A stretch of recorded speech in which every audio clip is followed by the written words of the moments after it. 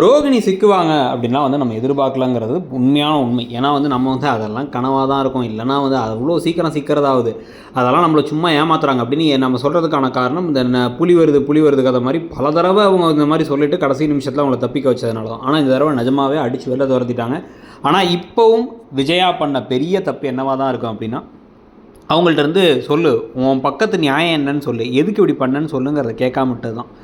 அப்படி கேட்டிருந்தாவாச்சு இப்போதைக்கு சமாளிக்கிறதுக்கு ஏதாச்சும் பொய் சொன்னால் கூட அதை ஒழுங்கான பொய்யாக சொல்லாமல் இருந்திருப்பாங்க. இப்போ நேரம் கொடுத்துட்டீங்க, நல்லா வந்து தேர்ந்த ஒரு பொய்யை சொல்கிற ஒரு ஆளுக்கு டைம் கொடுத்து அவங்க அழகாக ஒரு கதையை ரெடி பண்ணி இந்த கதையை வச்சு ஏமாத்திடலான்னு முடிவு பண்ணி பிளானோடு திருப்பி வீட்டுக்கு வருவாங்க.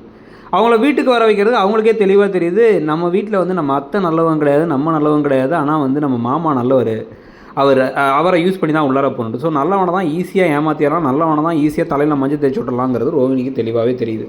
அதே மாதிரி தான் இவரும் என்னென்னவோலாம் வந்து பேசி பார்க்குறாரு. இதில் வேறு வந்து மனோஜ் வந்து குடிக்க ஆரம்பிச்சிட்டாரு. குடிச்சிட்டு போயிட்டு அந்த ஃப்ரெண்டோட சேர்ந்து வந்து அவருடைய காமெடி ட்ராக்கை கொண்டு போயிட்டுருக்காங்க.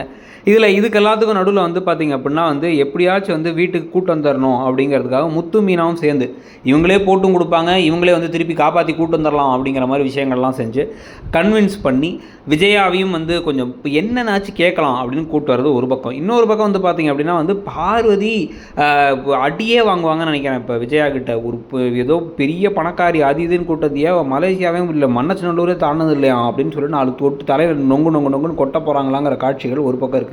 இது எல்லாத்தையும் தாண்டி இப்போ வீட்டுக்கு வந்ததுக்கு பிறகு நம்ம எதிர்பார்க்குற ஒரு விஷயமா இருக்க போகிறது என்ன அப்படின்னா வந்து விஜயா எப்படி ரோகிணியை நடத்த போகிறாங்கன்ட்டு. இதுக்கப்புறம் வந்து மீனா சமைக்க வேணாம், நீ துணிதவ அப்படின்னு வேலை வாங்குறது, அந்த விஷயத்தை வச்சு அடிமையாக நடத்துறது, மருமகளாக அடிமையாக நடத்துறது. ஆக்சுவலாக வந்து இப்போ நிறைய பேர் சொன்ன மாதிரி ரோகிணி செஞ்சது தப்பு, மிகப்பெரிய தப்பு, அது எல்லாமே ஓகே. ஆனால் விஜயா அதை கேட்குறதுக்கு தகுதியான ஆளே கிடையாது. அவங்க அதை விட கேவலமாக பல விஷயங்கள் செஞ்சுருக்காங்க. இப்போ அவங்க நடந்துக்கிற விதம், அடிக்கிறது, அத்தனை இது பண்ணது எல்லாமே வந்து இன்னமும் கொஞ்சம் மோசமான விஷயம் தான் தோணுது.